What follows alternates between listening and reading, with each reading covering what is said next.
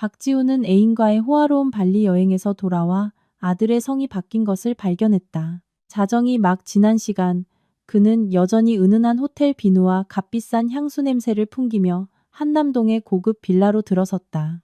문이 닫히자 그는 안도의 미소를 잠시 지었다. 질문도 대면도 없었다. 정확히 그가 좋아하는 방식이었다. 휴대폰이 진동했다.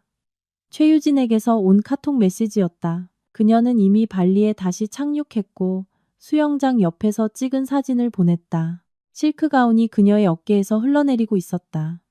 박지우는 벌써 그녀가 그립다는 빠른 답장을 보낸 후 넥타이를 풀고 거실을 둘러보았다. 뭔가 잘못되었다. 불은 꺼져 있었지만 집은 잠든 것 이상의 공허함으로 가득 차 있었다.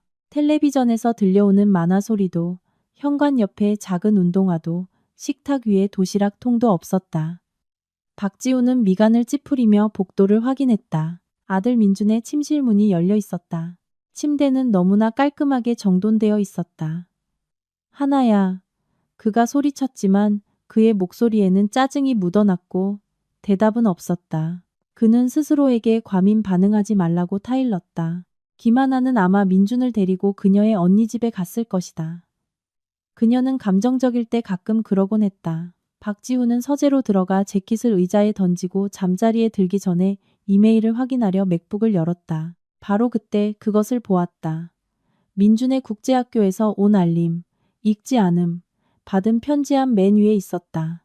제목 등록 확인, 김민준. 박지우는 화면을 뚫어지라 쳐다보았다. 분명 실수일 거라고 확신했다. 그는 이메일을 여러 한 번, 그리고 다시 한번 훑어보았다. 이번에는 더 천천히. 단어들은 변하지 않았다. 학생 이름, 김민준. 비상시 법적 보호자, 김하나. 어디에도 박이라는 성은 언급되지 않았다. 가슴이 답답해졌다. 박지우는 페이지를 새로 고침한 다음 학교 포털에 로그인했다. 결과는 같았다. 새로운 성, 새로운 비상 연락처. 그의 이름은 빈 공간으로 축소되어 있었다. 그는 휴대폰을 집어들어 하나에게 전화했지만 바로 음성 사서함으로 넘어갔다. 다시 또다시 시도했다. 아무 소용없었다. 날카롭고 뜨거운 분노의 물결이 그를 휩쓸었다. 그녀는 마지막 선을 넘었다. 아버지를 지우는 건 아니지, 박지우는 생각했다. 대가 없이 가족을 새로 쓰는 법은 없다. 그의 휴대폰이 다시 진동했다. 유진에게서 온 또 다른 메시지였다. 아내랑은 얘기 다 끝냈어?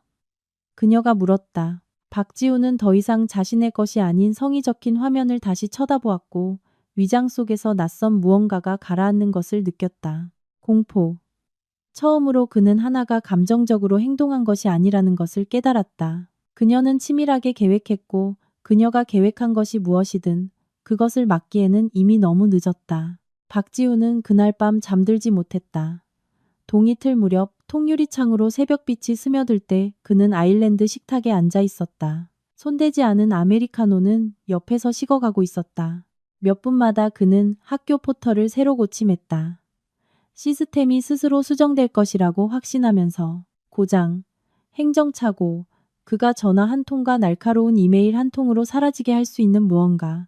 하지만 성은 그대로였다. 김민준. 박지우는 코밑에서 그 이름을 속삭였다. 낯선 무게감을 맛보며 김은 오타가 아니었다. 그것은 하나의 결혼 전 성씨였다. 결혼하면서 조용히 묻어버렸던 성.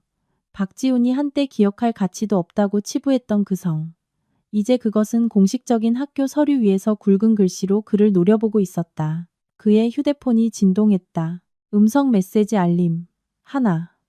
그는 화면을 눌러 휴대폰을 귀에 댔다. 이미 그는 통제되고 권위적인 연설을 준비하고 있었다.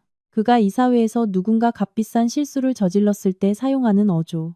하지만 하나의 목소리는 떨리지 않았다. 화나 있지도 않았다.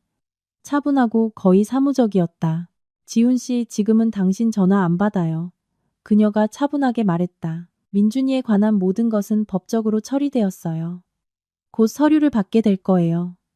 제발 우리를 찾지 말아요. 메시지는 끝났다. 박지우는 식탁에 휴대폰을 내던졌고 그 소리는 텅 빈 집안에 울려 퍼졌다. 법적으로.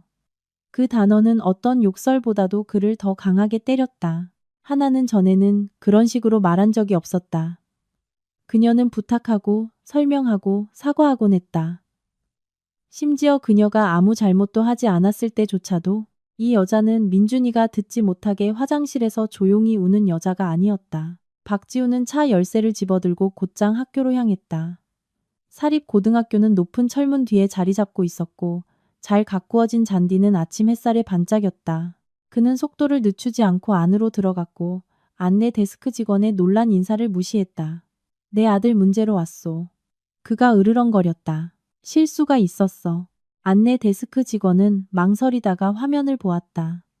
그녀의 표정이 정중하고 절제된 것으로 바뀌었다. 죄송합니다. 박지훈 선생님. 그녀가 조심스럽게 말했다. 선생님은 권한 있는 보호자로 등록되어 있지 않으십니다. 박지훈은 믿을 수 없다는 듯 짧게 웃었다. 말도 안 돼. 그녀가 대답하기도 전에 근처 사무실에서 남색 재킷을 입은 키 큰 여성이 나왔다. 김영희 교장이었다. 박지훈 선생님, 김 교장이 차가운 어조로 말했다. 이런 반응을 예상했습니다. 이걸 바로잡으세요. 박지훈이 요구했다. 지금 당장. 김 교장은 눈 하나 깜짝하지 않고 그의 눈을 똑바로 쳐다보았다. 바로잡을 것은 없습니다. 아드님의 성은 대한민국 법률에 따라 변경되었습니다. 모든 서류는 검증되었습니다. 박지훈은 발밑에 땅이 꺼지는 것을 느꼈다. 나에게 알리지도 않고 그녀가 이걸 하도록 내버려 뒀다고요? 김 교장은 손을 깍지 꼈다. 선생님께는 적법한 법적 절차를 통해 통보되었습니다. 단지 관심을 기울이지 않으셨을 뿐입니다. 박지훈이 충격과 분노에 휩싸여 서 있는 동안 그는 등골이 오싹해지는 무언가를 깨달았다. 하나는 단지 떠난 것이 아니었다. 그녀는 준비했다. 그리고 그녀가 가진 증거가 무엇이든 그것은 그를 자기 아들의 삶에서 지워버릴 만큼 강력했다. 박지훈은 턱이 아플 정도로 이를 악물고 학교를 나섰다. 아침 햇살은 너무 밝고 너무 명랑해서 그의 가슴 속에서 들끓는 폭풍을 조롱하는 것 같았다. 차에 타자 오래전에 묻어두었던 기억들이 불청객처럼 날카롭게 되살아나기 시작했다. 김하나가 거의 잠을 자지 못하던 시절이 있었다. 민준이가 6주 일찍 연약하고 쌕쌕거리며 태어났을 때 그녀는 밤마다 아기 침대 옆에 앉아 그의 숨소리 하나하나를 세었다. 박지우는 그 밤들을 희미하게만 기억했다. 그는 그때 바빴다. 화상회의, 다른 시간대의 투자자들, 기다릴 수 없는 계약들. 그는 돈을 벌어다 주는 것이 곁에 있어주는 것과 같다고 스스로에게 말했다. 하나는 결코 다투지 않았고 목소리를 높이지도 않았다. 그녀는 도움을 청하는 것이 그를 짜증나게 할 뿐이라는 것을 금방 배웠다. 민준이의 의사가 처음 천식에 대해 언급했을 때 하나는 몇 시간 동안 치료법, 보험의 허점, 전문의들을 조사했다. 박지우는 그것을 무시했다. 애들은 크면서 다 나아. 그가 휴대폰에서 거의 눈을 떼지 않고 말했다. 진단보다 청구서가 그를 더 화나게 했다. 그가 기억하고 싶지 않은 순간들이 있었다. 하나가 처방약 병을 들고 부엌에 서서 예산을 조정할 수 있는지 조용히 물었다. 박지우는 가족 여행이 이미 계획되어 있다고 대답했다. 하나는 고개를 끄덕이며 할 말을 삼키고 적응했다. 그녀는 항상 그랬다. 그녀는 그에게 병원 진료에 같이 가달라고 부탁하는 것을 그만두었다. 민준이가 밤에 발작을 일으켰을 때 전화하는 것을 그만두었다. 그녀는 새벽 2시에 혼자 병원으로 운전하는 법을 배웠다.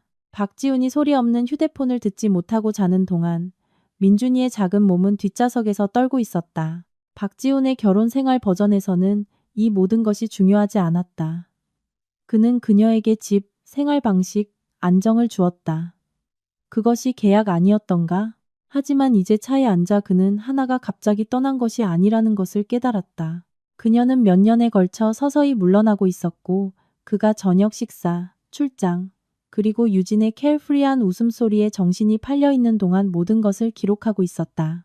그의 휴대폰이 다시 진동했다. 이번에는 유진이 아니었다. 택배 기사로부터의 알림이었다. 법률 서류 배송 예정, 예상 배달 시간, 11시. 박지훈의 위장이 목구멍까지 차올랐다. 그는 필요 이상으로 빨리 집으로 운전했고 회색 유니폼을 입은 남자가 벤에서 내리는 순간 진입로에 들어섰다. 박지우는 그 남자의 손에서 봉투를 거의 낚아채다시피 했다. 안에는 의료 기록 사본, 동의서, 그리고 그를 숨막히게 만든 한 장의 문서가 있었다. 2년 전 날짜가 적힌 그의 서명이 있는 진술서. 이제 그는 그 급했던 오후를 기억해냈다. 하나가 보험사에 낼 것이라며 무언가에 서명해달라고 부탁했다. 그는 읽지 않았다. 그는 결코 읽지 않았다. 그 서식은 박지훈이 직업상의 부재로 인해 주요 의료 결정권자로서의 권리를 포기한다고 명시하고 있었다. 손이 떨리기 시작하자 단어들이 그의 눈앞에서 흐려졌다. 처음으로 박지훈은 진실을 이해했다. 하나는 그의 아들을 훔친 것이 아니었다. 그녀는 단지 그가 버린 공간으로 걸어 들어갔을 뿐이다. 합법적으로 조용히, 그리고 파괴적인 정밀함으로. 그리고 이제 법은 확고하게 그녀의 편에 서 있었다. 박지우는 거실에 홀로 앉아 있었다. 법률 서류들이 마치 그가 하고 있는 줄도 몰랐던 퍼즐처럼 대리석 커피 테이블 위에 펼쳐져 있었다. 집은 이제 낯설게 느껴졌다. 한때 이 집을 하나로 묶어주었던 조용한 의식들이 사라져버렸다. 조용한 발소리도 민준이 방에서 들려오는 희미한 기침 소리도 없었다. 오직 침묵과 하나가 떠나기 오래전부터 이 모든 것을 계획했다는 둔중한 깨달음만이 있었다. 그는 다시 그녀에게 전화를 걸었지만 곧장 음성 사서함으로 넘어갔다. 몇 년 만에 처음으로 박지우는 정오가 되기 전에 술을 따랐다. 신경을 안정시키기 위해서라고 스스로에게 말했지만 진실은 더 추악했다. 그는 돈이나 평판을 잃는 것을 두려워한 것이 아니었다. 통제력을 잃는 것을 두려워했다. 하나는 항상 예측 가능했고 의지가 되었다. 그녀는 그의 무관심을 불평 없이 받아들였다. 적어도 그는 그렇게 생각했다. 그는 결혼 초기를 기억했다. 하나가 아직 법무팀 대리로 일하던 시절, 그녀는 하루 종일 스프레드시트와 규정을 쳐다보느라 충혈된 눈으로 지쳐서 집에 돌아오곤 했다. 그럼에도 불구하고 그녀는 저녁을 차렸고 그가 자신의 야망에 대해 이야기하는 것을 들어주었다. 민준이가 미숙아로 태어났을 때 하나는 주저없이 일을 그만두었다. 박지우는 공개적으로 그녀의 헌신을 칭찬하며 그것을 그들의 강한 가족 가치의 증거로 사용했다. 사적으로는 그는 그녀가 그곳에 있는 것, 항상 이용 가능하고 항상 순응하는 것에 익숙해졌다. 그는 인내력을 약함으로 착각했다. 박지우는 일어나 침실의 드레스룸으로 들어갔다. 그녀가 어떻게 해냈는지 설명해 줄 만한 것이라도 찾으려는 듯이 그의 양복들 뒤에서 그는 전에는 본 적 없는 얇은 서류철을 발견했다. 안에는 깔끔하게 라벨이 붙은 탭들이 있었다. 의료, 교육, 연락 기록. 그가 무시했던 이메일 사본, 그가 만난 적 없는 의사들의 메모, 심지어 그가 나타나지 않았을 때의 기록까지. 그의 이름은 계속해서 등장했다. 악당으로서가 아니라 부재로서. 그것이 가장 아팠다. 초인종이 날카롭게 울리며 그를 상념에서 깨웠다. 또 다른 택배, 또 다른 봉투. 이번 것에는 법무법인 로고가 찍혀 있었다. 박지우는 그것을 찢어 열었다. 편지는 짧고 전문적이며 파괴적이었다. 하나는 문서화된 태만과 서명된 권리 포기를 근거로 단독 친권 및 양육권을 신청했다. 임시명령은 이미 효력이 발생했다. 법원의 동의 없이 민준이를 데려가려는 어떠한 시도도 위반으로 간주될 것이었다. 박지우는 침대 가장자리에 주저앉았다. 종이가 그의 손에서 떨렸다. 그는 화를 내고 소리치고 유진을 탓하고 싶었다. 1. 나쁜 타이밍, 자신을 제외한 무엇이든. 그의 휴대폰이 진동했다. 유진의 메시지가 화면을 밝혔다. 점점 복잡해지네. 당신 투자자들에게 영향 안 가게 확실히 해. 박지우는 그녀의 말을, 그리고 손에 든 서류들을, 마지막으로 그의 아들이 있어야 할 빈 공간을 쳐다보았다. 그 순간 끔찍한 진실이 그에게 와닿았다. 하나는 단지 민준이를 보호하기 위해 떠난 것이 아니었다. 그녀는 더 이상 그를 아버지로서 신뢰하지 않았기 때문에 떠났다. 그리고 최악은 증거가 그녀의 말이 옳다고 인정하고 있다는 것이었다. 오후 내내 박지훈의 휴대폰은 계속 진동했다. 비서로부터 온 부재중 전화, 사업 파트너로부터 온 왜 규정 준수 경고에 그의 이름이 떴는지 묻는 2개의 메시지. 그리고 마침내 그가 모르는 번호, 병원 번호였다. 박지훈은 이미 짜증이 섞인 목소리로 전화를 받았다. 박지훈입니다. 박지훈 선생님. 차분한 남자의 목소리가 들렸다. 아산병원 소아청소년과 이승우입니다. 민준이 때문에 전화드렸습니다. 아들의 이름이 들리자 박지훈의 심장이 멎는 듯했다. 무슨 일이죠? 그가 다그쳤다. 애한테 무슨 일 있어요? 수화기 너머로 짧은 침묵이 흘렀다. 민준이가 오늘 아침에 심한 천식 발작을 일으켰습니다. 지금은 안정된 상태입니다. 어머님께서 즉시 데리고 오셨어요. 박지훈은 안도의 한숨을 내쉬었지만 그 안도감은 금세 분노로 바뀌었다. 왜 즉시 저에게 연락하지 않았죠? 또 다른 정적. 이번에는 더 길었다. 선생님은 비상 연락처로 등재되어 있지 않기 때문입니다. 이승우 의사가 차분하게 대답했다. 또한 아이의 의료 결정에 대한 권한도 없으십니다. 박지훈은 너무 빨리 일어나서 의자가 바닥에 시끄럽게 끌리는 소리를 냈다. 말도 안 돼요. 내가 걘 아버지라고요. 네, 의사가 말했다. 그의 어조는 단호했지만 불친절하지는 않았다. 그러시죠.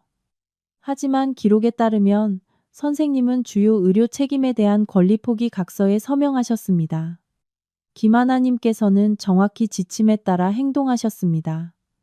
그러시만 기록에 따르면 김하나 그 성을 소리 내어 듣는 것은 서류가 그랬던 것과는 다른 방식으로 그것을 현실로 만들었다. 박지훈은 손으로 머리를 쓸어 넘기며 방안을 서성였다. 내 아들이랑 통화하고 싶소. 죄송하지만 지금은 불가능할 것 같습니다. 이승우 의사가 대답했다. 민준이는 휴식을 취하고 있고 어머님께서 당분간 접촉을 제한해 달라고 요청하셨습니다. 요청했다고? 박지훈이 으르렁거렸다. 그 여자가 멋대로 결정할 수 없어. 사실은 의사가 조용히 말했다. 그럴 수 있고 그렇게 하셨습니다. 그럼 이만. 박지훈이 대답하기도 전에 전화는 끊겼다. 그는 손에 휴대폰을 꽉 쥔 채 방 한가운데에 얼어붙어 의사의 말을 머릿속에서 되새기고 있었다. 민준이는 또 병원에 있었고 박지훈은 또 그곳에 없었다. 그의 휴대폰이 거의 즉시 진동했다. 유진에게서 온 문자 메시지였다. 괜찮아? 정신없어 보이던데. 소문도 들었어. 양육권 문제 생겼다며? 박지훈은 메시지를 빤히 쳐다보았다. 그의 안에서 무언가가 단단해졌다. 그는 답장하지 않았다. 대신 노트북을 열고 자신의 이름을 검색하기 시작했다. 아무것도 기대하지 않았다. 하지만 결과는 빠르게 나타났다. 법률 포럼에서의 수군거림, 투자자 그룹 채팅방의 조용한 메모. 아직 공개된 것은 없었지만 균열은 이미 보였다. 이것은 더 이상 하나에 관한 것만이 아니었다. 그가 보지 않는 동안 이미 얼마나 많은 피해가 발생했는지에 관한 것이었다. 박지훈이 소파에 다시 주저앉았을 때 숨을 헐떡이는 민준이의 모습이 견딜 수 없을 정도로 생생하게 그의 마음속에서 재생되었다. 처음으로 공포가 분노를 완전히 압도했다. 그는 배신보다 훨씬 더 나쁜 것을 이해하기 시작했기 때문이다. 하나는 그를 벌주기 위해 그를 잘라낸 것이 아니었다. 그녀는 그를 잘라냈다. 가장 중요할 때 그가 그곳에 없었기 때문에. 그리고 이제 그 결과가 그가 도망칠 수 있는 것보다 더 빨리 다가오고 있었다. 박지훈은 생각 없이 병원으로 차를 몰았다. 그의 생각은 주변의 교통보다 더 빠르게 질주했다. 그곳에 도착하면 무엇을 기대해야 할지 몰랐다. 싸움, 대답 요구, 아들의 병실로 쳐들어가는 것. 하지만 본능이 그를 앞으로 밀어붙였다. 수년간 본능은 사업에서 그에게 큰 도움이 되었다. 오늘 그것은 그를 배신했다. 안내 데스크에서 간호사는 그의 신분증을 확인한 다음 화면을 보았다. 그녀의 표정이 부드러워지며 위험할 정도로 연민에 가까운 표정을 지었다. 죄송합니다, 선생님. 그녀가 말했다. 김하나님께서 지금은 아무도 민준이를 방해하지 않도록 요청하셨습니다. 박지훈은 그 성에 분노했다. 내가 걘 아버지요. 네, 그녀가 부드럽게 대답했다. 하지만 권한이 없으세요. 그 말은 그림자처럼 그를 따라다녔다.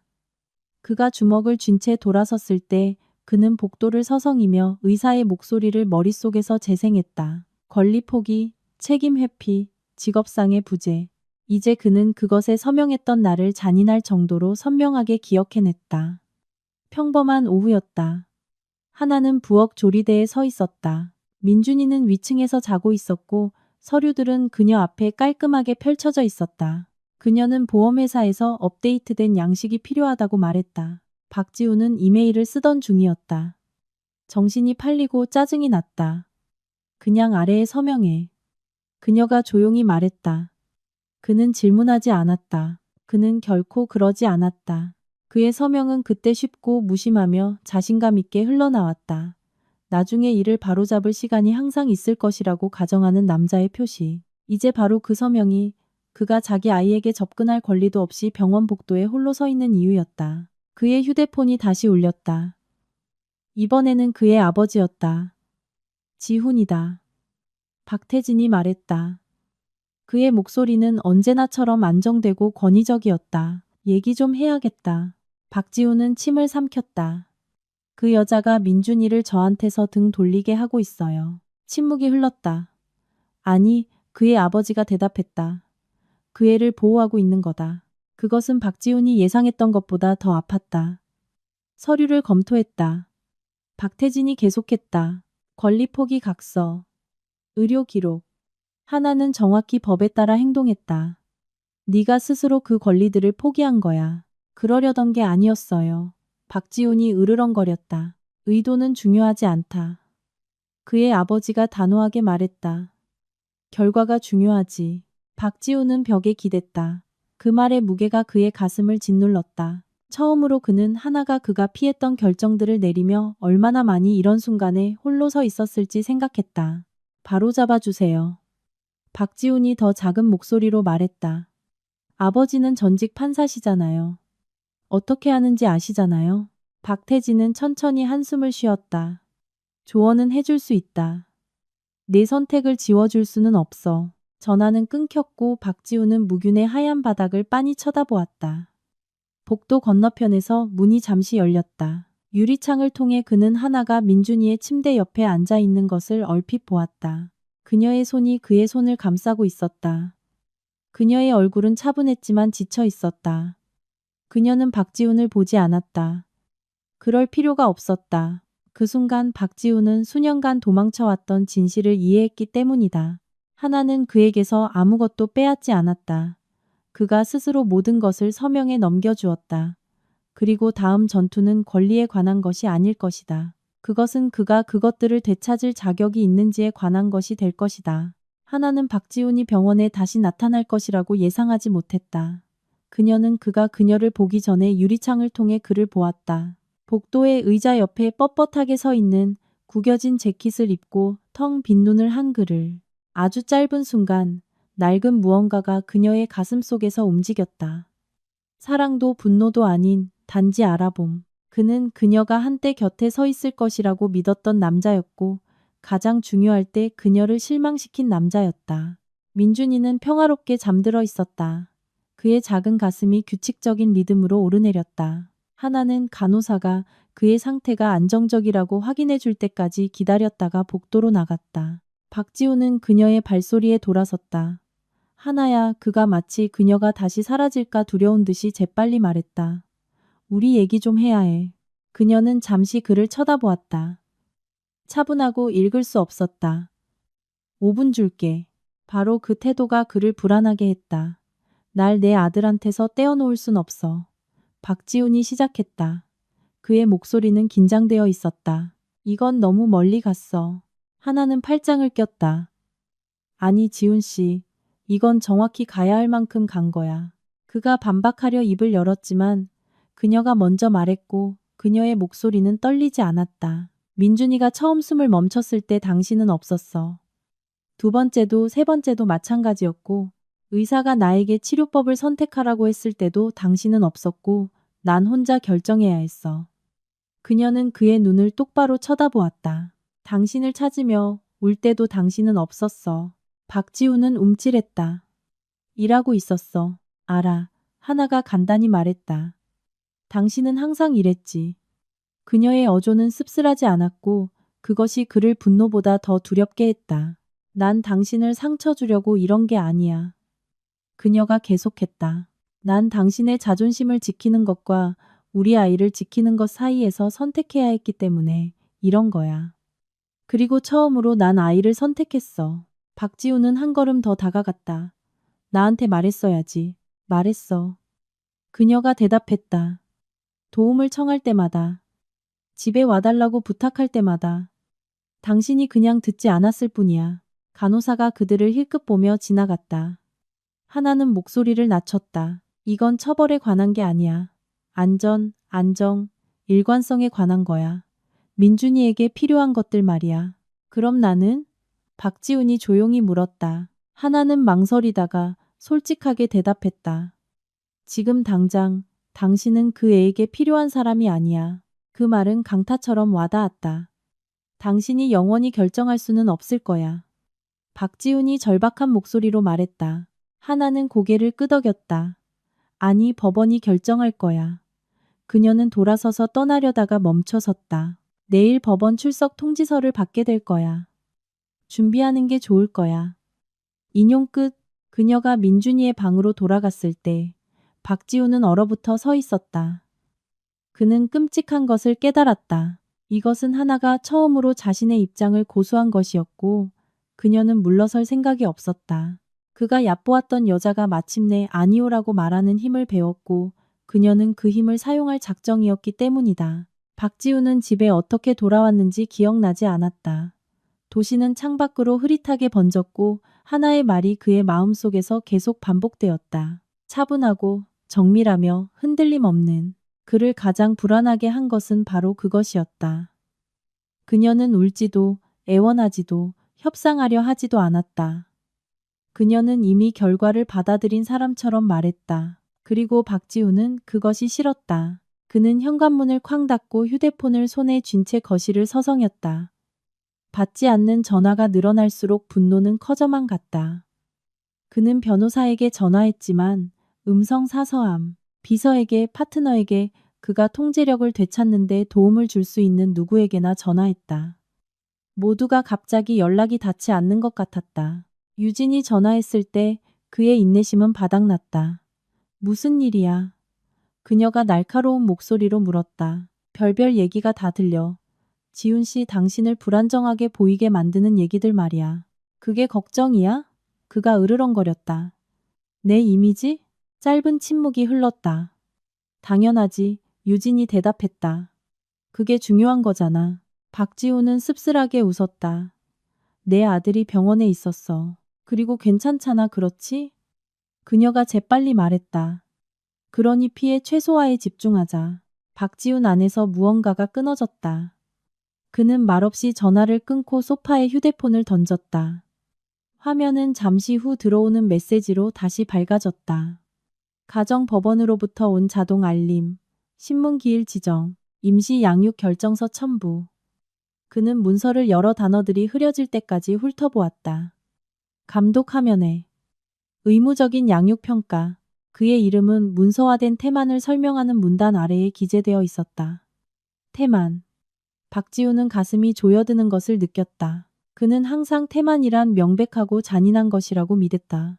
받지 않은 전화, 부재, 서둘러 서명한 서류 같은 것이 아니라 그는 목구멍을 태우는 맛을 거의 느끼지 못하며 또 한 잔의 술을 따랐다. 그의 손이 떨렸다. 그는 하나가 그 복도에 서 있던 모습, 처음으로 그를 두려워하지 않던 모습을 생각했다. 그 두려움 없음은 위험했다. 분노의 파도에 휩쓸려 박지우는 다시 차 열쇠를 집어들고 운전했다. 하지만 병원이 아니라 하나의 언니 아파트로 이웃들이 쳐다보기 시작할 때까지 문을 두드렸다. 마침내 하나가 문에 나타났을 때 그녀의 표정은 즉시 굳어졌다. 그녀가 말했다. 네가 날 지울 수 있다고 생각해? 박지훈이 소리쳤고 그의 목소리는 복도에 울려 퍼졌다. 법원이 영원히 내 편일 거라고 생각해? 하나는 목소리를 높이지 않았다. 일을 더 악화시키기 전에 그만두는 게 좋을 거야. 안 그러면 어쩔 건데? 그가 비웃었다. 그녀는 그를 차분하게 쳐다보았다. 내가 판사에게 말한 모든 것이 사실이라는 걸 증명하게 될 테니까. 문은 그의 코앞에서 조용히 닫혔다. 그곳에 서서 거친 숨을 몰아쉬며 박지우는 자신이 방금 한 짓을 깨달았다. 그는 하나를 겁주지 못했다. 그는 압박 속에서 자신이 어떤 사람인지를 그녀에게 정확히 보여주었다. 그리고 닫힌 문 뒤 어딘가에서 그 순간은 이미 그의 운명을 결정할 파일에 추가되고 있었다. 이메일은 다음날 아침 정확히 8시 12분에 도착했다. 박지우는 그것을 열기 전에 발신인의 이름을 보았다. 가정법원. 그의 위장이 조여들었다. 마치 그의 몸이 그의 마음보다 먼저 피해를 이해한 것처럼. 그럼에도 그는 클릭했다. 그의 눈은 조급하게 빠르게 훑어내려가다가 단어들이 그를 느리게 만들었다. 추가 증거 접수 및 사건 기록에 첨부됨. 박지우는 그 문장을 3번 읽었다. 그는 아래로 스크롤했다. 3개의 항목이 첨부되어 있었다. 동영상 파일 하나, 서면 진술서 2개. 동영상에는 전날 밤에 타임스탬프가 찍혀 있었다. 그의 숨이 멎었다. 그것은 그의 모습이었다. 하나의 언니 아파트 앞 복도에 서 있는, 얼굴이 붉어지고 목소리가 높아진. 각도는 약간 기울어져 있었고 화질은 거칠었다. 분명 맞은편 아파트에서 휴대폰으로 녹화한 것이었다. 그는 자신의 목소리가 복도에 울려 퍼지는 것을 들었다. 날카롭고 절제되지 않은. 네가 날 지울 수 있다고 생각해? 화면 속에 그가 소리치고 있었다. 법원이 영원히 내 편일 거라고 생각해? 박지우는 노트북을 쾅 닫았다. 심장이 쿵쾅거렸다. 너무 늦었다. 그는 다시 그것을 열어 억지로 나머지를 보았다. 하나의 목소리는 조용하고 안정적이며 명백히 차분했다. 그 대조는 그를 불안정하게 보이게 만들었다. 그의 코앞에서 조용히 닫히는 문은 그 순간보다 지금 더 크게 들리는 것 같았다. 동영상 아래에는 2개의 진술서가 있었다. 첫 번째는 건물의 야간 경비원으로부터 온 것이었다. 객관적이고 전문적이며 박지훈의 높아진 목소리, 소란, 이웃들의 불만을 설명하고 있었다. 두 번째는 그의 손을 떨게 만들었다. 김영희, 학교 교장. 그녀는 박지훈의 이전 학교 방문, 그의 요구, 경계를 받아들이기를 거부한 것, 그의 어조, 민준이의 정서적 안전에 대한 그녀의 우려를 설명했다. 박지훈은 의자에 기댄 채 천장을 빤히 쳐다보았다. 이것은 더 이상 오해가 아니었다. 이것은 패턴이었다. 그의 휴대폰이 진동했다. 다시 유진이었다. 이건 잘 안 될 것 같아. 그녀의 메시지였다. 당신은 짐이 되고 있어. 짐. 그 단어는 다른 어떤 것보다도 마침내 박지훈의 부인을 꿰뚫었다. 세상이 이제 그를 그렇게 보고 있었다. 자식을 위해 싸우는 아버지가 아니라 통제력을 잃고 무너지는 남자로서. 또 다른 이메일 알림이 떴다. 이번에는 그의 변호사로부터였다. 즉시 통화해야 합니다. 박지훈은 대답하지 않았다. 그는 병원 복도에서의 하나의 얼굴을 생각했다. 화나지도 두렵지도 않고 단지 단호했던. 그녀는 한 번도 목소리를 높이지 않았다. 그럴 필요가 없었다. 박지훈이 소리치는 동안 하나는 기록하고 있었기 때문이다. 그가 반응하는 동안 그녀는 준비하고 있었다. 그리고 이제 모든 분노, 모든 실수, 모든 부주의한 순간이 벽돌처럼 차곡차곡 그에게 불리하게 쌓이고 있었다. 처음으로 박지훈은 자신이 직면한 것의 깊이를 이해했다. 이것은 위협으로 이길 수 있는 싸움이 아니었다. 이것은 파일이었고 그것은 점점 두꺼워지고 있었다. 그리고 그가 통제력을 되찾기 위해 더 발버둥 칠수록 그는 하나에게 그가 결코 성공하지 못하도록 할 더 많은 증거를 주고 있었다. 법정은 낡은 나무와 소독제 냄새가 희미하게 났다. 감정이 사실로 축소되고 느낌이 서류로 번역되는 곳이었다. 박지훈은 변호사 옆에 긴 테이블에 뻣뻣하게 앉아 있었다. 그가 항상 세상에 보여주었던 사람처럼 보이려고 애쓰면서 침착하고 자신감 있고 건드릴 수 없는 하나는 법정 반대편에 앉아 있었다. 그녀는 이곳에서 달라 보였다. 감명을 주기 위해 옷을 입지도 않았고 연약해 보이려고 애쓰지도 않았다. 단지 평정심을 유지하고 있었다. 단순한 블라우스, 뒤로 묶은 머리. 그녀의 손은 테이블 위에 조용히 놓여 있었고 손가락은 깍지 껴 있었다. 마치 다가올 모든 것을 이미 받아들인 것처럼 그것이 어떤 비난보다도 그를 더 두렵게 했다. 판사가 들어오고 형식적인 절차가 이어졌고 그 후 검토가 시작되었다. 서류 하나하나가 기록에 포함되었다. 의료관리 포기각서, 진료 불참 기록, 학교 통신문, 동영상 증거. 각 항목은 박지훈이 예상하지 못했던 조용한 최종성을 띠고 내려앉았다. 이것은 극적인 대결이 아니었다. 이것은 체계적인 해체였다. 하나가 발언을 요청받았을 때 그녀는 천천히 일어섰다. 저는 제 결혼 생활을 떠날 계획이 없었습니다. 그녀가 차분한 목소리로 말했다. 저는 제 아이를 보호할 계획이었습니다. 박지훈은 모든 단어를 강타처럼 느꼈다. 저는 남편이 무언가 잘못되었다는 것을 알아차려 주기를 몇 년 동안 기다렸습니다. 그녀가 계속했다. 그가 그러지 않았을 때 저는 결정을 내렸습니다. 분노에서가 아니라 책임감에서요.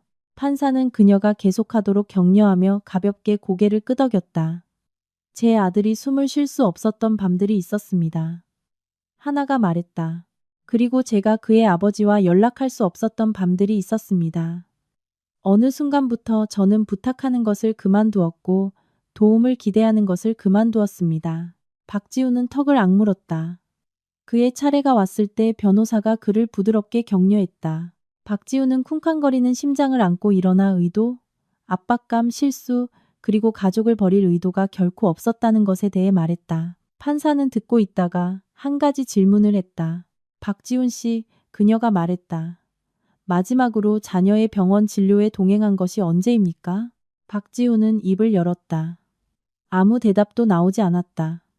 침묵이 법정을 가득 채웠다. 무겁고 명백했다. 판사는 그녀의 노트를 내려다보았다. 의도는 중요합니다. 그녀가 차분하게 말했다. 하지만 패턴은 더 중요합니다. 박지훈은 다시 자리에 앉았다. 압도적인 무게감과 함께 깨달음이 그를 덮쳤다. 이것은 한 번의 불륜, 한 번의 다툼 또는 한 번의 나쁜 밤에 관한 것이 아니었다. 이것은 하나가 조용히 견뎌온 수년간의 부재에 관한 것이었다. 판사가 법원의 예비 판결을 발표할 때 임시 양육권 유지, 성 변경 유지, 감독 하면의 부과, 박지훈은 무언가가 그의 소나기에서 빠져나가는 것을 느꼈다. 법정 반대편에서 하나는 짧게 눈을 감았다. 승리감에서가 아니라 안도감에서. 그녀는 전투에서 이긴 것이 아니었다. 그녀는 그녀의 삶을 되찾았다. 그리고 박지훈이 뒤돌아보지 않고 법정을 나가는 그녀를 보았을 때 한 가지 진실이 다른 어떤 것보다도 더 크게 울려 퍼졌다. 그는 한순간에 가족을 잃은 것이 아니었다. 그는 서서히 잃고 있었다. 하나가 그 없이 살아남는 법을 배우는 동안. 그리고 이제 마침내 그녀는 자유로워졌다. 결과는 시끄럽게 오지 않았다. 조용한 이메일, 미묘한 정적, 그리고 너무 빨리 끝나는 대화 속에서 나타났다. 박지훈은 사무실에서 그것을 가장 먼저 알아차렸다. 그의 비서가 더 이상 눈을 마주치지 않았다. 한때 길게 이어지던 회의는 이제 일찍 끝났다. 결정은 나중으로 미뤄졌다. 그가 회의실에 들어서면 분위기가 바뀌었다. 적대적이지는 않았지만 단지 조심스러웠다. 마치 모두가 그에게 다음에 무슨 일이 일어날지 기다리는 것처럼. 주말이 끝날 무렵 첫 번째 전화가 왔다. 한 고위 투자자.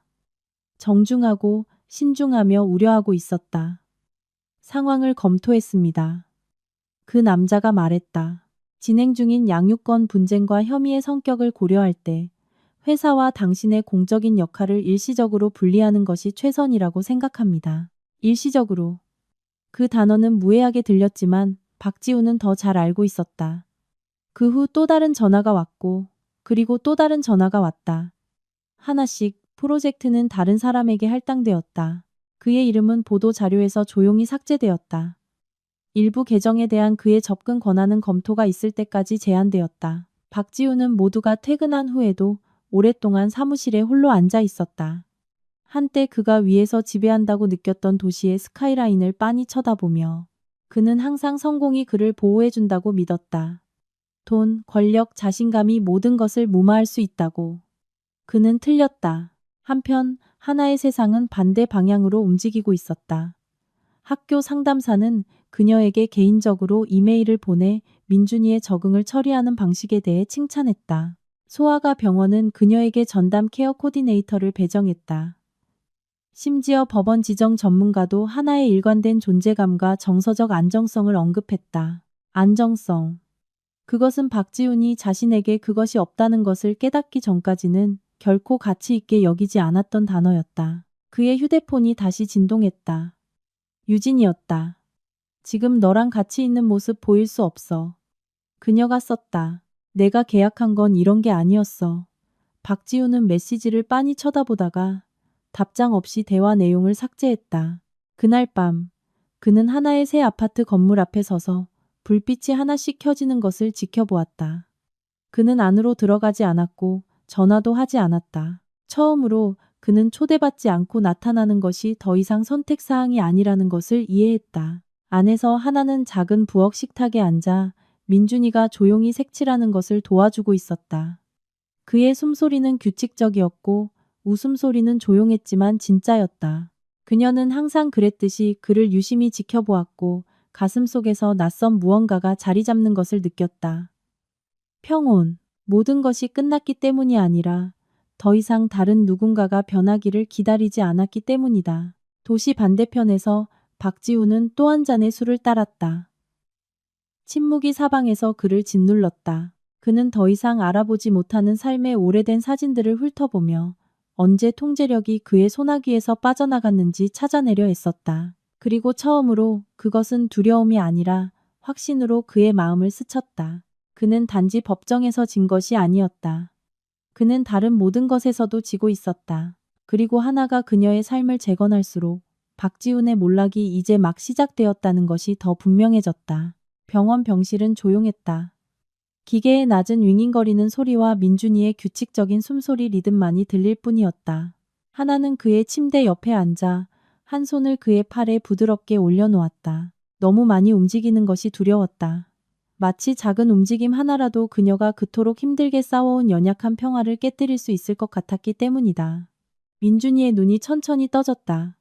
엄마, 그가 속삭였다. 여기 있어. 하나가 즉시 말하며 더 가까이 몸을 기울였다. 바로 옆에 있어, 아가. 그는 잠시 그녀의 얼굴을 쳐다보았다. 아이들이 무언가 변했다는 것을 느끼지만 아직 그것을 표현할 단어가 없을 때처럼 그의 작은 손가락이 그녀의 손을 꽉 쥐었다. 내가 뭐 잘못했어요? 그가 조용히 물었다. 하나는 심장이 조여드는 것을 느꼈다. 아니, 얘야. 왜 그렇게 생각해? 민준이는 망설였다. 아빠가 이제 안 와요. 그리고 내 성도 달라졌어요. 그는 눈살을 찌푸렸다. 분명히 점들을 연결하려고 애쓰고 있었다. 나 때문이에요. 그 질문은 칼처럼 꽂혔다. 하나는 침을 삼키며 목소리를 억지로 차분하게 유지했다. 아니, 절대 너 때문이 아니야. 이 중 어떤 것도 내 잘못이 아니야. 하지만 아빠는 화났었어요. 민준이가 계속했다. 시끄러웠고 그러고 나서 다시 안 왔어요. 하나는 짧게 눈을 감고 마음을 다잡았다. 그녀는 법적 싸움, 비난, 외로움에 대비했다. 하지만 이 순간을 대비시켜 준 것은 아무것도 없었다. 그녀는 민준이의 이마에서 머리카락 한 올을 쓸어 넘겼다. 가끔 어른들은 실수를 한단다. 그녀가 부드럽게 말했다. 그리고 가끔은 그걸 바로잡는 방법을 바로 알지 못해. 민준이는 천천히 고개를 끄덕였다. 그리고 그녀가 두려워하던 질문을 했다.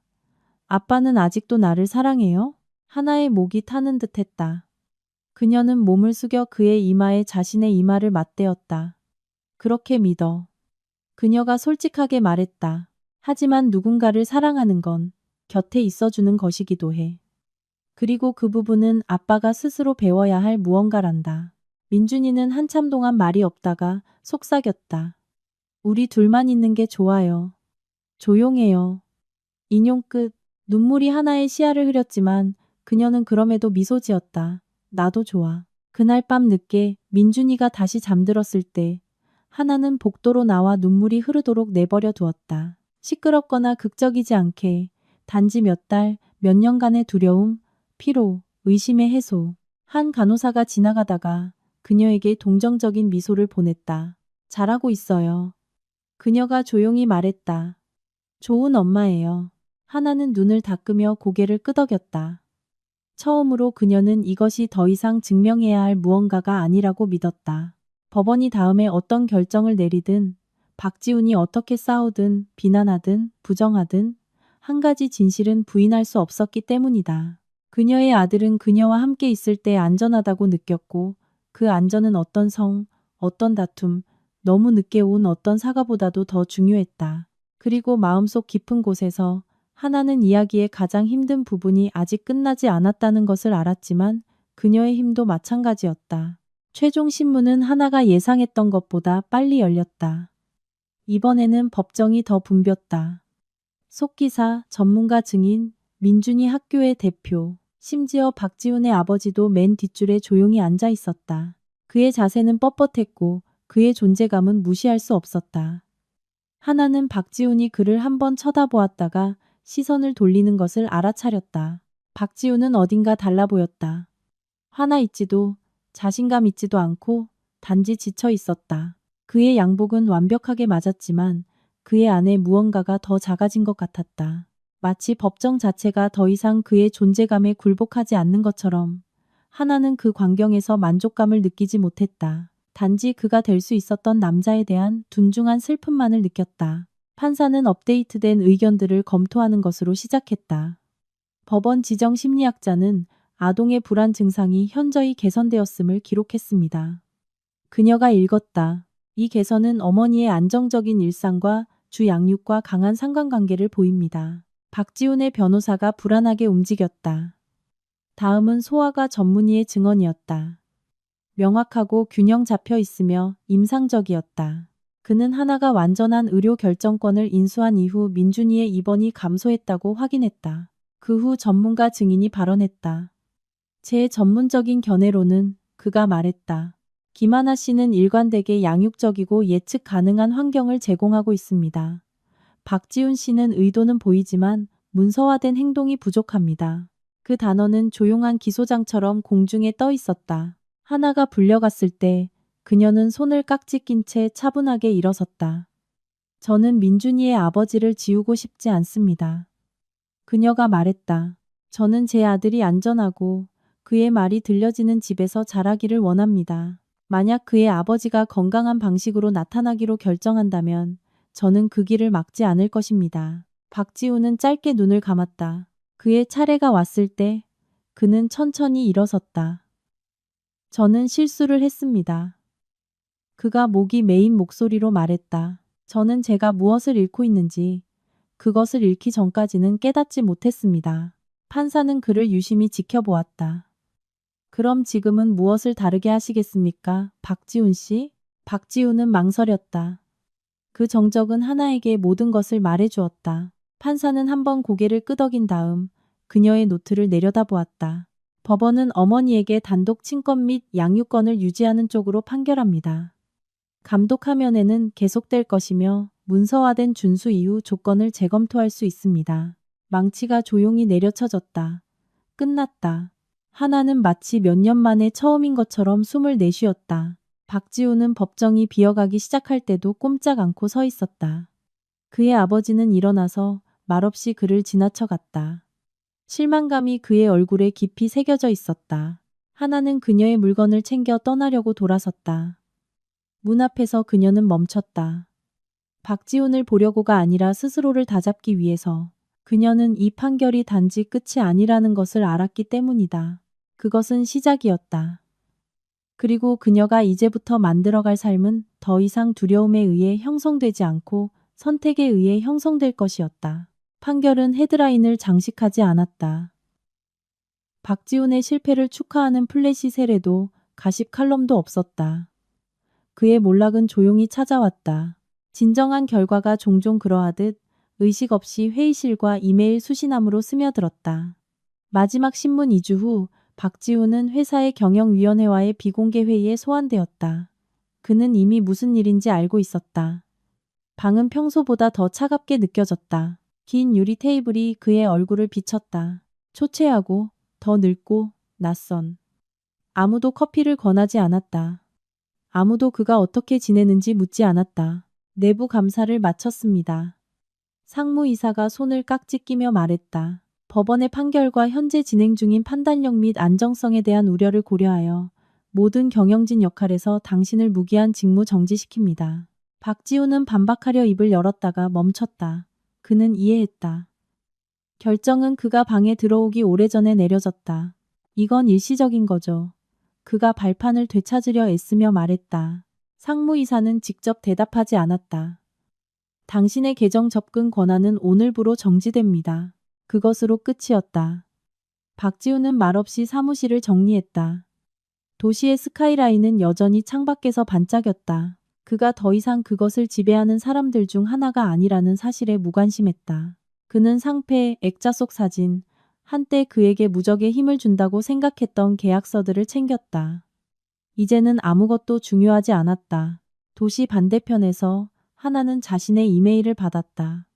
학교는 민준이에게 상담과 유연한 출석을 포함한 장기적인 지원 계획을 제안했다. 병원은 그의 치료에 대한 전액 보장을 확인했다. 작은 승리들이었을지 모르지만 하나에게는 기념비적으로 느껴졌다. 그날 저녁 그녀와 민준이는 소파에 앉아 배달 음식을 먹었고 텔레비전은 배경에서 조용히 재생되고 있었다. 민준이는 진짜 웃음을 터뜨렸다. 제약받지 않고 자유로운. 하나는 그 소리를 기억하며 그를 유심히 지켜보았다. 나중에 민준이가 잠들었을 때 하나는 휴대폰을 확인했다. 부재중 전화 한 통, 박지훈. 그녀는 다시 전화하지 않았다. 더 이상 분노를 느끼지 않았다. 단지 결의만을 느꼈다. 한편 박지훈은 어두운 아파트에 홀로 앉아 있었다. 침묵의 무게가 사방에서 짓눌렀다. 유진은 며칠째 전화하지 않았다. 친구들은 그를 초대하는 것을 그만두었다. 심지어 그의 아버지도 침묵했다. 처음으로 박지훈은 진실로부터 자신을 분산시킬 아무것도 없었다. 그는 졌다. 하나가 그에게서 무언가를 빼앗았기 때문이 아니라 그가 스스로 한 걸음씩 모든 것을 넘겨주었기 때문에. 그리고 어두운 창문에 비친 자신의 모습을 빤히 쳐다보았을 때 등골이 오싹해지는 깨달음이 그에게 와닿았다. 이것은 바닥이 아니었다. 이것은 그가 홀로 직면해야 할 것의 시작일 뿐이었다. 하나가 평온 위에 세워진 삶을 건설하는 동안 박지훈은 자신이 되어버린 남자의 대가를 이제 막 이해하기 시작했기 때문이다. 최유진은 마침내 침묵이 일시적인 것이 아니라는 것을 이해했다. 처음에는 박지훈이 단지 공간이 필요할 뿐이라고 스스로에게 말했다. 그 같은 남자들은 먼지가 가라앉으면 항상 돌아왔다. 그녀는 오래된 사진들을 훑어보았다. 개인 전용기, 옥상에서의 저녁 식사, 값비싸고 건드릴 수 없는 삶을 비추는 거울들. 그녀는 신중하게 선별된 이야기들을 게시했다. 검은 차에 오르는 디자이너 힐, 빛을 포착하는 샴페인 잔. 그가 보기를 바라면서 그는 보지 않았다. 마침내 그녀가 전화했을 때 번호는 음성 사서함으로 넘어갔다. 한 번도 두 번도 아니고 매번. 유진은 자신의 아파트에 앉아 있었다. 박지훈이 이미지에 맞는다며 골라준 곳이었다. 그녀는 갑자기 너무 하얗고 너무 조용해 보이는 벽을 빤히 쳐다보았다. 임대 계약은 그녀의 이름으로 되어 있었다. 가구도 마찬가지였다. 이 중 어떤 것도 더 이상 투자가 아니었다. 단지 그녀가 잘못된 미래에 베팅했다는 증거일 뿐이었다. 그녀는 노트북을 열고 이메일을 확인했다. 한 통의 메시지가 그녀의 피를 얼어붙게 했다. 제목, 즉시 효력 발생하는 계약 해지. 그녀가 계약직으로 일하던 부동산 회사는 평판에 대한 우려를 언급했다. 몇 분 후 또 다른 이메일이 왔고 그리고 또 다른 이메일이 왔다. 하나씩 그녀가 견고하다고 생각했던 문들이 설명 없이 닫히고 있었다. 유진은 이해했다. 박지훈은 그녀를 보호하지 않고 있었다. 그는 심지어 자신을 보호할 수도 없었다. 도시 반대편에서 하나는 자신의 아파트의 작은 책상에 앉아 소박한 계약서를 검토하고 있었다. 교육청은 그녀에게 파트타임 규정 준수 컨설턴트 유급 직책을 제안했다. 유연하고 민준이의 일정과 가까웠다. 화려하지 않았다. 권력이 아니었다. 그것은 존엄성이었다. 그녀는 주저없이 서명했다. 그날 저녁, 하나는 저녁을 요리했고 민준이는 식탁에서 색칠을 했다. 그는 학교의 새 친구에 대해 쉬는 시간에 가슴이 더 이상 그렇게 아프지 않다는 것에 대해 이야기했다. 하나는 온전히 현재에 있으면서 들었다. 한때 그녀가 꿈꿨지만 가질 수 있다고는 결코 믿지 않았던 무언가. 그녀의 휴대폰이 진동했다. 모르는 번호. 그녀는 받지 않았다. 한편 박지훈은 어두운 아파트에 홀로 앉아 아직 열어보지 않은 유진의 메시지를 빤히 쳐다보고 있었다. 그는 이미 그 안에 무엇이 있을지 알고 있었다. 분노, 비난, 절망. 그는 읽지 않고 그것을 삭제했다. 처음으로 박지우는 이 모든 것의 대칭성을 이해했기 때문이다. 유진은 그가 대표하는 것 때문에 그를 선택했다. 하나는 민준이가 누구인지 때문에 그를 선택했다. 한 여자는 권력에 대한 근접성 위에 자신의 미래를 건설했고 다른 여자는 책임감 위에 건설했다. 그리고 밤이 조용히 도시 위로 내려앉았을 때 두 가지 진실은 무시할 수 없게 되었다. 유진은 더 이상 이익이 되지 않는 순간 사라져버린 이미지를 줬다가 모든 것을 잃었다. 하나는 훨씬 더 희귀한 것을 얻었다. 평온, 목적, 그리고 아무도 그녀에게서 빼앗을 수 없는 삶. 그리고 한 여자가 되돌릴 수 없는 선택의 폐허 속에 서 있는 동안 다른 여자는 마침내 자유롭게 자신이 마땅히 받아야 할 모든 것을 받기 위해 앞으로 나아가고 있었다. 감독하 면회는 토요일 아침으로 예정되어 있었다. 박지우는 일찍 도착했다. 마치 외모만으로 결과를 바꿀 수 있다는 듯이 깔끔하게 차려입고 가족지원센터의 방은 의도적으로 중립적이었다. 부드러운 조명, 단순한 가구, 안전하지만 비인격적으로 보이도록 의도된 장난감 선반. 이곳의 어떤 것도 그에게 속하지 않았다. 공간도 규칙도 순간도. 법원 감독관은 숙련된 정중함으로 그를 맞이하고 조건을 다시 설명했다. 목소리를 높이지 말 것, 아이에게 법적 문제에 대해 질문하지 말 것, 과거에 대해 논의하지 말 것. 박지우는 턱을 악물고 모든 것에 고개를 끄덕였다. 모든 지시는 그가 얼마나 멀리 떨어졌는지를 상기시키는 것이었다. 민준이가 하나와 함께 들어왔을 때 박지우는 숨을 헐떡였다. 그의 아들은 더 건강해 보였다. 아마 더 말랐지만 더 평온했다. 그의 어깨는 그가 기억하던 것처럼 움츠러들지 않았다. 그는 작은 장난감 자동차를 들고 조심스러운 호기심으로 아버지를 쳐다보았다. 두려움은 아니었지만 편안함도 아니었다. 안녕 아들. 박지훈이 조용히 말했다. 민준이는 망설이다가 고개를 끄덕였다. 안녕하세요 아빠. 그들은 서로 마주보고 앉았다. 감독관은 클립보드를 손에 들고 근처에 있었다. 박지우는 필사적으로 할 말을 찾았다. 잘못 들리지 않을 무언가. 그는 학교에 대해, 장난감에 대해, 점심에 대해 물었다. 평범한 질문들. 권위도 자신감도 없는 민준이는 정중하고 조심스럽게 대답했다. 어느 순간 박지우는 생각 없이 손을 뻗었다. 그의 손이 민준이의 어깨 바로 위에서 맴돌았다. 감독관이 헛기침을 했다. 박지우는 즉시 손을 거두었고 그 거절은 그가 예상했던 것보다 더 심하게 타올랐다. 방 건너편에서 하나는 말없이 지켜보고 있었다. 그녀는 방해하러 온 것이 아니었다. 자랑하러 온 것도 아니었다. 그녀는 법원이 그녀의 존재를 요구했기 때문에 그리고 박지훈이 경계를 존중할 수 있는지 직접 확인해야 했기 때문에 왔다. 그는 노력하고 있었다. 그것이 지켜보기 가장 힘든 부분이었다. 박지우는 폭발하지도 비난하지도 요구하지도 않았다. 그는 너무 자주 미소 지었고 너무 조심스럽게 말했다. 마치 모든 실수가 기록될까 두려운 것처럼. 그리고 그것은 기록되고 있었다. 면회가 끝났을 때 민준이는 재빨리 일어나 하나에게로 갔다. 그는 뒤돌아보지 않았다. 박지우는 빈 의자를 빤히 쳐다보며 그 자리에 남아 있었다. 밖에서 하나는 무릎을 꿇고 민준이의 재킷을 잠가 주었다. 괜찮았어? 그녀가 부드럽게 물었다. 민준이는 고개를 끄덕였다. 응, 그게 제일 중요하지. 그녀가 그의 이마에 입을 맞추며 말했다. 박지우는 멀리서 그들을 지켜보았다. 고통스러운 선명함으로 무언가를 이해하며 사랑만으로는 충분하지 않았다. 늦게 나타나는 것, 조심스럽게 사과하는 것, 감독하에 행동하는 것. 이 중 어떤 것도 수년간의 부재를 지울 수는 없었다. 신뢰는 명령으로 되찾는 것이 아니다. 그것은 천천히 만약 있다면 재건되는 것이다. 박지훈이 홀로 차로 돌아갈 때 도시는 평소보다 더 시끄럽고 더 날카롭고 더 무자비하게 느껴졌다. 처음으로 그는 어떻게 이길지에 대해 생각하지 않았다. 그는 자신이 이미 얼마나 많이 잃었는지, 그리고 그가 언젠가 자기 아이의 삶에서 손님 이상의 존재가 될 수 있을지에 대해 생각했다. 그가 한때 무시했던 규칙들이 이제 그가 그곳에 머물도록 허용되는 유일한 이유였기 때문이다. 하나의 새로운 일상은 밖에서 보기에는 인상적이지 않았다.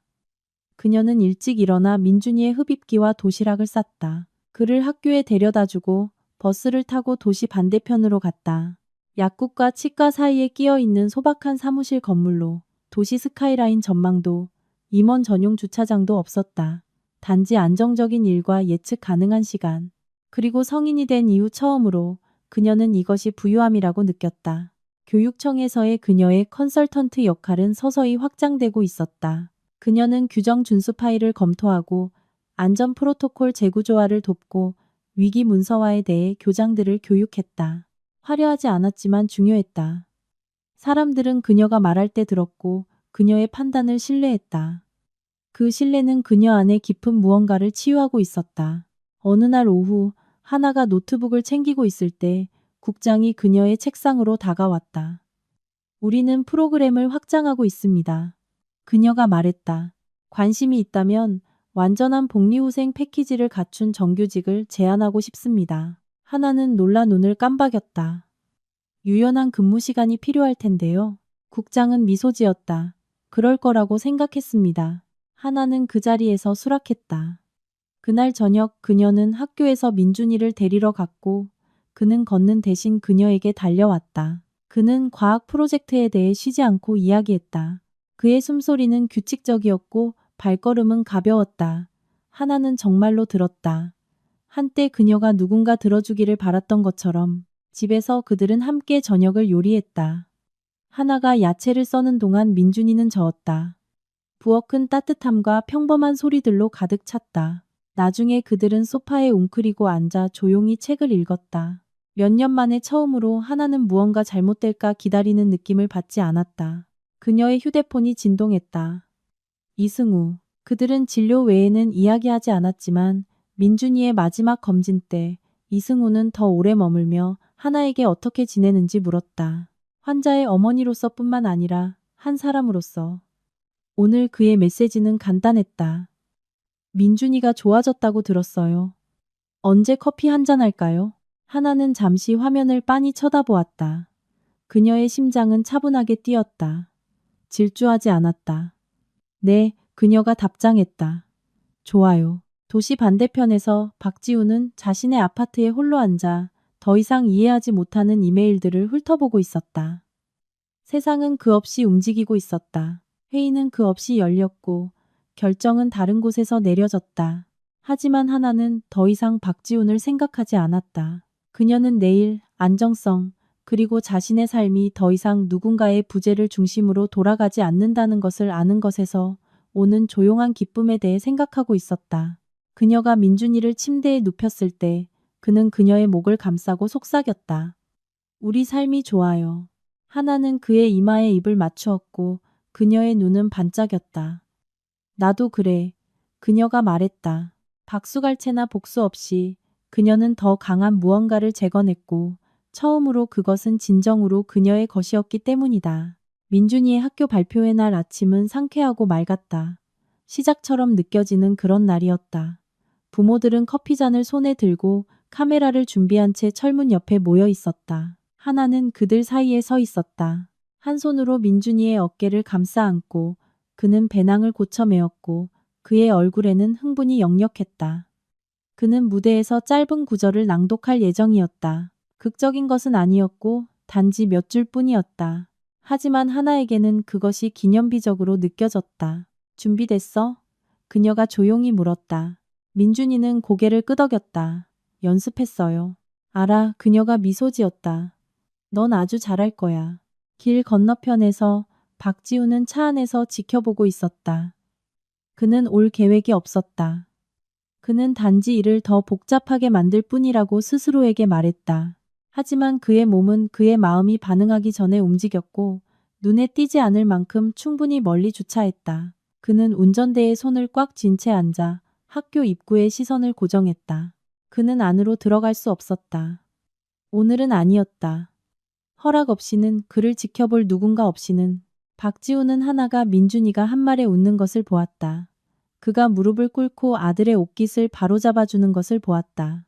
그 편안함이 어떤 법원 판결보다도 더 아팠다. 그것은 연기가 아니었다. 그것은 그 없이 흘러가는 삶이었다. 종이 울렸다. 부모들은 안으로 안내되었다. 문은 닫혔다. 박지우는 밖에 남겨졌다. 그는 창문을 약간 내렸고 강당에서 들려오는 희미한 박수 소리를 들을 수 있었다. 가슴이 조여들었다. 안 어딘가에서 그의 아들은 무대에 서서 자신의 목소리를 사용하고 있었고 박지우는 인도에 서서 후회만을 간직하고 있었다. 안에서 하나는 민준이가 이름이 불렸을 때 무대 중앙으로 걸어나가는 것을 지켜보았다. 김민준. 선생님이 발표했다. 민준이는 망설이지 않았다. 그는 명확하고 자신감 있게 읽었다. 그의 목소리는 안정적이었다. 하나는 눈물이 핑 도는 것을 느꼈다. 슬픔에서가 아니라 자부심에서. 그는 더 강하고 더 안전해 보였다. 자신이 속해 있다는 것을 아는 아이처럼. 발표회가 끝났을 때 민준이는 숨 가쁘게 그녀에게 달려왔다. 내 말 들었어요? 모든 단어를 들었어. 그녀가 그를 꽉 껴안으며 말했다. 그들이 함께 집으로 걸어갈 때 하나는 길 건너편에 있는 박지훈의 차를 알아차렸다. 그녀는 멈추지도 손을 흔들지도 않고 그냥 계속 걸어갔다. 민준이의 손이 그녀의 손 안에서 따뜻했다. 박지훈은 그들이 멀어지는 것을 지켜보았고 깨달음이 조용히 그에게 내려앉았다. 이것이 결과였다. 처벌도 복수도 아닌 거리. 그는 삶을 밖에서 지켜보는 남자가 되었다. 더 이상 자신이 일부가 아닌 것으로 순간을 측정하는. 하나와 민준이가 모퉁이 뒤로 사라졌을 때 박지우는 좌석에 기댄 채 짧게 눈을 감았다. 처음으로 탓할 사람이 없었다. 단지 너무 늦게 내려진 선택들의 메아리만이 있었다. 그리고 문이 그의 뒤에서 닫힌 채로 남아있을 때 박지우는 어떤 문들은 쾅 닫히는 것이 아니라는 것을 이해했다. 당신은 단지 반대편에서 더 이상 환영받지 못하게 될 뿐이다. 편지는 회색 화요일 아침에 덤처럼 박지훈의 아파트 문 아래로 밀려 들어왔다.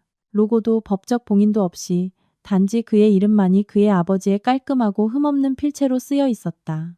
박지훈은 그것을 집어들기 전에 한참 동안 빤히 쳐다보았다.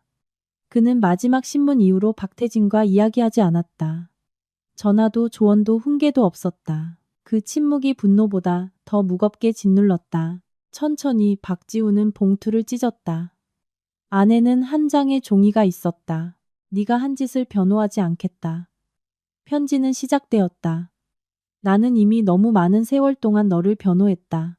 이것은 처벌에 관한 것이 아니라 진실에 관한 것이다. 박지훈은 침을 삼키며 계속 읽었다.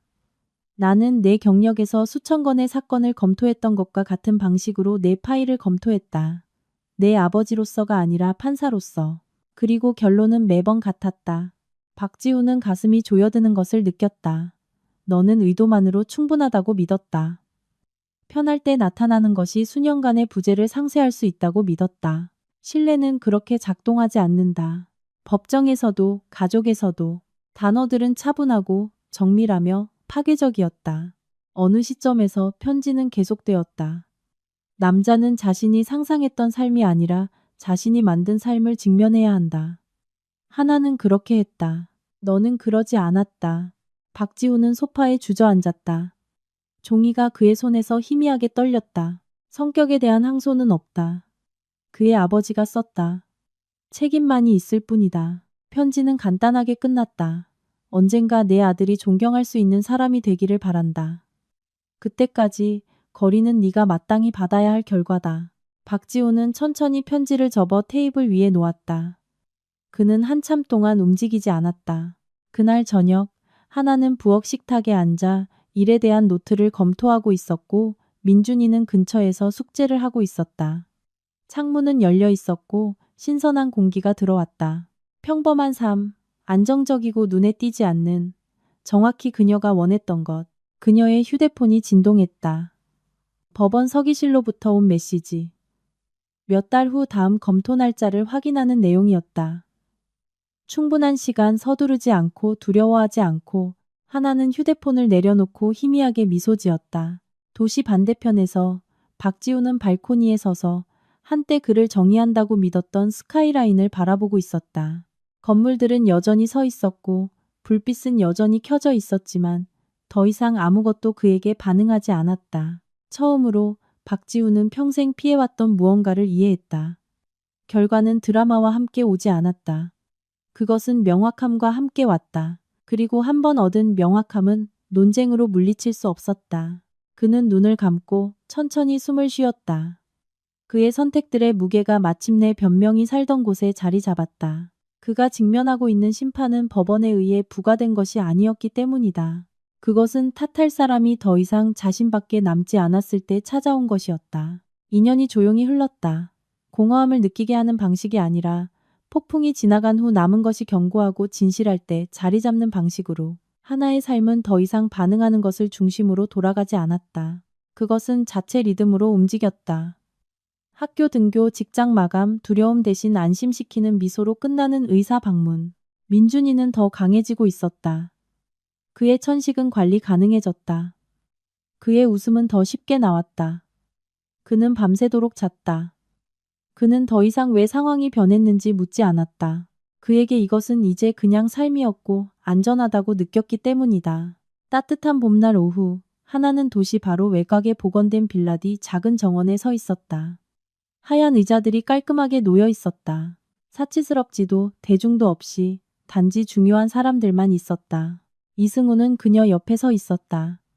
힘들 때 항상 그랬듯이 차분하고 안정적으로. 그는 밀어붙이지도 무언가를 대체하려고 하지도 않았다. 단지 계속해서 나타났고 신뢰가 자연스럽게 형성될 때까지. 민준이가 통로를 걸어 내려와 반지를 들고 있을 때 그의 미소는 환했다. 준비됐어? 하나가 그에게 속삭였다. 그는 자랑스럽게 고개를 끄덕였다. 네. 결혼식은 짧고 진심 어렸다. 하나가 서약을 할 때 그녀의 목소리는 떨리지 않았다. 이 가족을 지킬 것을 약속합니다. 그녀가 말했다. 통제가 아니라 존재를 통해서요. 이승우는 그 의미를 정확히 이해하며 그녀의 손을 꽉 쥐었다. 나중에 손님들이 조용히 웃고 해가 질 무렵 하나는 민준이가 잔디밭을 자유롭고 부담 없이 뛰어다니는 것을 지켜보았다. 그녀는 가슴속에서 무언가가 자리 잡는 것을 느꼈다. 승리도 복수도 아닌 완성. 도시 반대편에서 박지우는 더 작은 아파트에 홀로 앉아 있었다. 그가 원하는 것이 아니라 필요한 것으로 축소된 삶 속에서 그는 여전히 감독 화면에 갔고 여전히 규칙을 따랐다. 천천히 고통스럽게 그는 듣는 법을 배우고 있었다. 그날 저녁 그는 인터넷에서 사진을 보았다.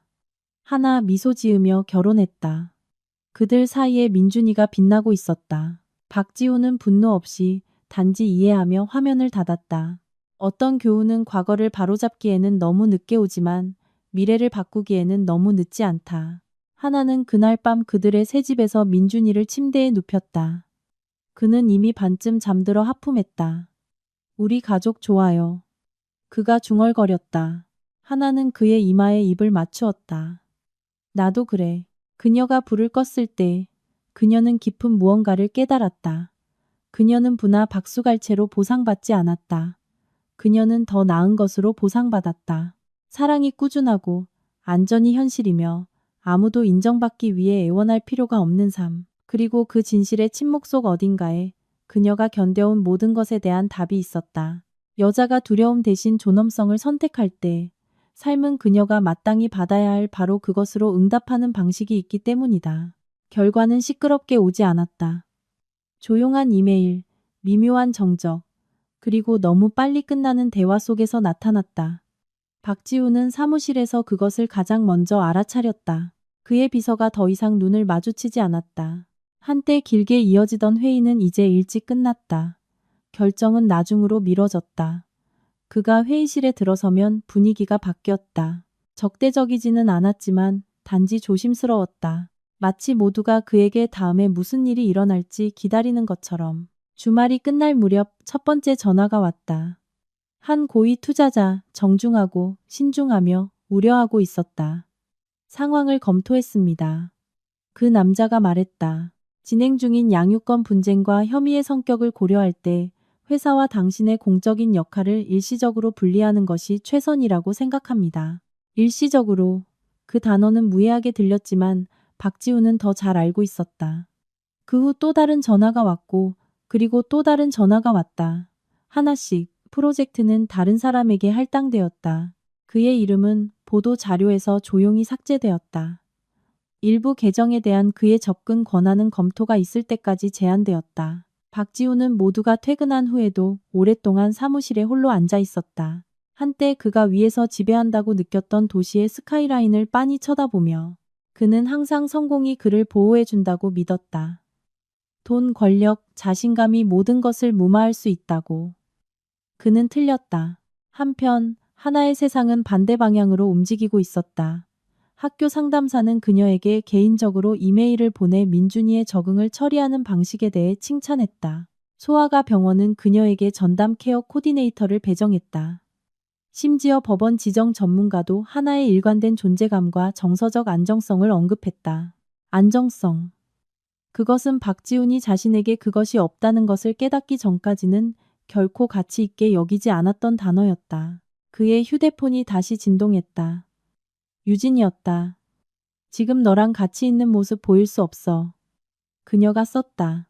내가 계약한 건 이런 게 아니었어. 박지훈은 메시지를 빤히 쳐다보다가 답장 없이 대화 내용을 삭제했다.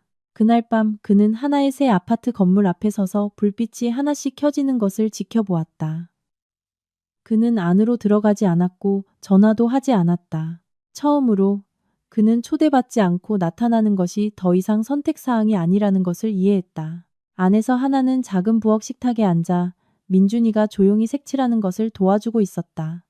그의 숨소리는 규칙적이었고 웃음소리는 조용했지만 진짜였다.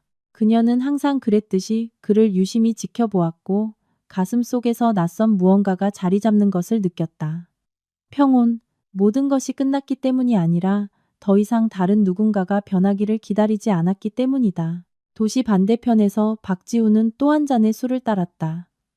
침묵이 사방에서 그를 짓눌렀다. 그는 더 이상 알아보지 못하는 삶의 오래된 사진들을 훑어보며 언제 통제력이 그의 소나기에서 빠져나갔는지 찾아내려 했었다. 그리고 처음으로 그것은 두려움이 아니라 확신으로 그의 마음을 스쳤다. 그는 단지 법정에서 진 것이 아니었다. 그는 다른 모든 것에서도 지고 있었다. 그리고 하나가 그녀의 삶을 재건할수록 박지훈의 몰락이 이제 막 시작되었다는 것이 더 분명해졌다.